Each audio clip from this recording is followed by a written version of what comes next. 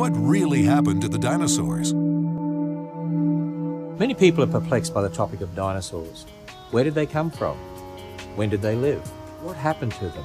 You see, when you dig up a dinosaur skeleton, it doesn't come with a label attached saying, "Hi, I'm 65 million years old and this is what happened to me."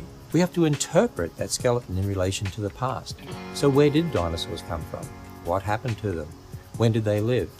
I want to show you that when you take God at His word in the book of Genesis, that we can explain dinosaurs, and observational science actually confirms that explanation based upon the Bible. You see, the Bible tells us that God made the land animals on day 6 of creation. And who else was created on day 6? Well, Adam and Eve. And how long ago was that? Well, when you add up all the dates in the Bible, about 6,000 years. So, taking God at His word in Genesis, dinosaurs lived beside people about 6,000 years ago. And they were vegetarian to start with. Genesis chapter 1 verse 29 tells us that all the animals were vegetarian. But then Adam sinned, and because of sin, everything changed. The whole of creation now groans because of sin. In fact, after the event of Noah's flood, God told Noah that now humans could eat meat, could eat animal flesh. But before that time, they were instructed only to be vegetarian. So sometime after sin, obviously animals started changing their diets as well. Then the Bible tells us that there was a global flood, and 2 of every kind of land-dwelling, air-breathing animal went on board the boat that Noah built, Noah's Ark. Now, people often say, wait a minute, there are hundreds and hundreds and hundreds of dinosaur kinds. No, there might be hundreds of dinosaur names, and many of those names are given to different variations within a dinosaur kind.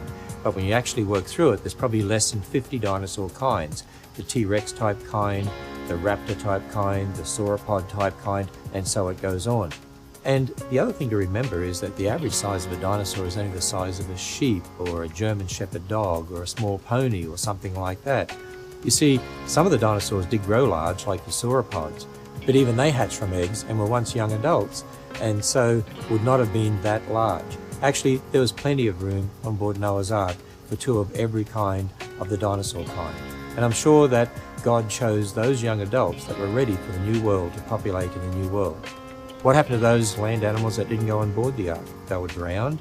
Many of them turned into fossils. The dinosaur fossils we find, most of them probably come from the time of the flood, over 4,300 years ago, and therefore they're only thousands of years old, not millions of years old.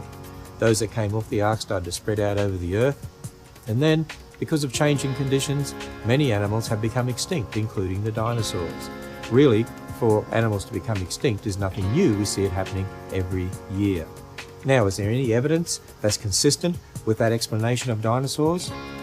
Actually, there is lots of evidence consistent with that. We have dragon legends all over the earth, just as we have flood legends. Flood legends attest to the fact there was a real flood.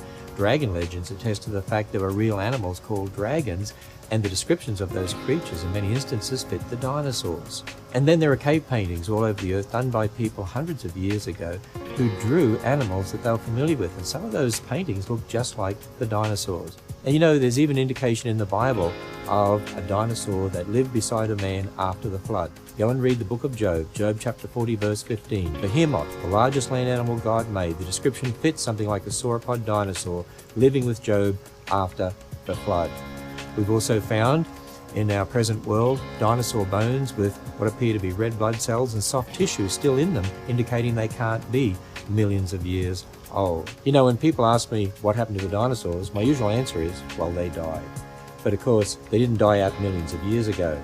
Many died at the time of the flood, and those that were alive on Noah's Ark, their descendants died out sometime after the flood. It's the Bible's history that explains dinosaurs.